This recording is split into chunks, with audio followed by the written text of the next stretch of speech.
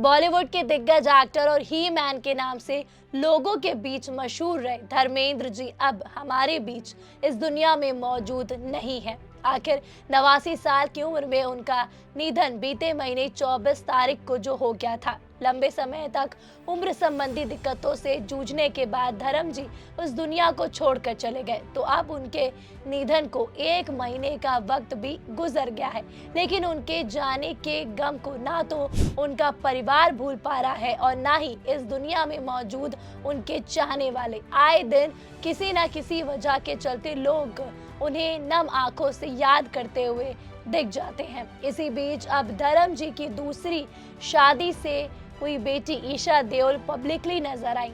जी हाँ, पिता के निधन के पूरे 1 महीने बाद ईशा देओल को पहली बार पब्लिकली स्पॉट किया गया। 4 PM बॉलीवुड ने अपने कैमरे पर ईशा देओल को हाल ही में दुबई एयरपोर्ट पर पहुंचते हुए कैप्चर किया, जहां वो शहर से रवाना होते हुए नजर आई। एयरपोर्ट पर ईशा को सिंपल ब्लैक कलर के आउटफिट में देखा गया, जिसमें फिटिंग वाली black crew neck T shirt और मैचिंग ब्लैक पैंट उन्होंने कैरी की थी। एविएटर सनग्लासेस और गोल्ड ज्वेलरी भी उन्होंने पहनी हुई थी, जिसमें एक ब्रेसलेट और अंगूठी शामिल थी।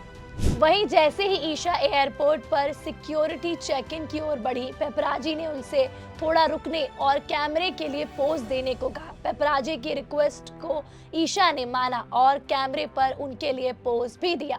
तो अब एक फोटोग्राफर ने उनसे पूछा कि कैसे हो आप, तो ईशा इस सवाल पर थोड़ी हैरान दिखी। उन्होंने बिना कुछ बोले हाथ से इशारा किया कि ये किस तरह का सवाल है।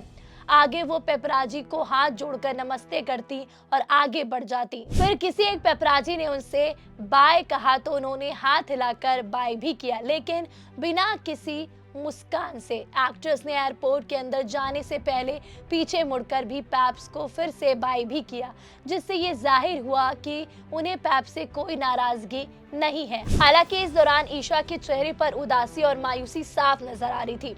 वो वहां मौजूद पेपराजी से किसी भी तरह की बातचीत से बचती दिख रही थी।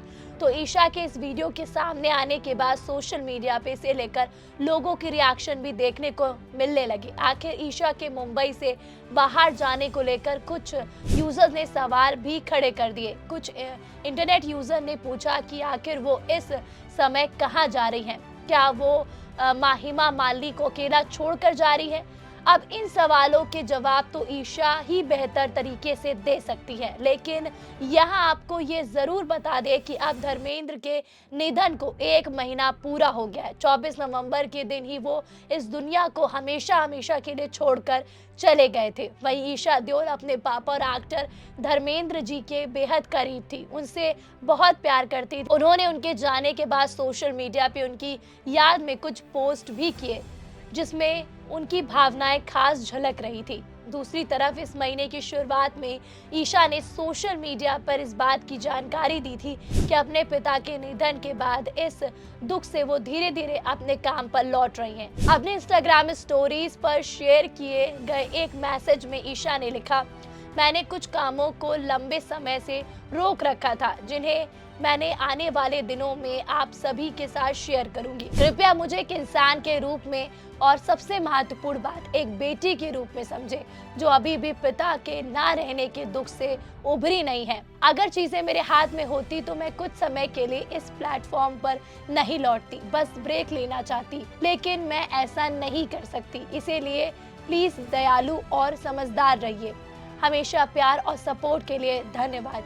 ईशा की बात की जाए तो वो दिवंगत सुपरस्टार धर्मेंद्र और उनकी दूसरी बीवी हेमा मालिनी की बड़ी बेटी हैं। उनकी एक छोटी बहन अहाना भी है। ईशा देओल ने साल 2002 में फिल्म कोई मेरे दिल से पूछे से एक्टिंग करियर की शुरुआत की थी। हालांकि ये फिल्म फ्लॉप रही, लेकिन उन्हें अगली फिल्म ना तुम जाने ना हम से काफी सराहना मिली। लंबे ब्रेक के बाद ईशा देओल ने इसी साल मार्च में रिलीज हुई फिल्म तुमको मेरी कसम से एक्टिंग में कमबैक किया। फिल्म में उनके साथ अदा शर्मा और अनुपम खेर अहम किरदारों में थे।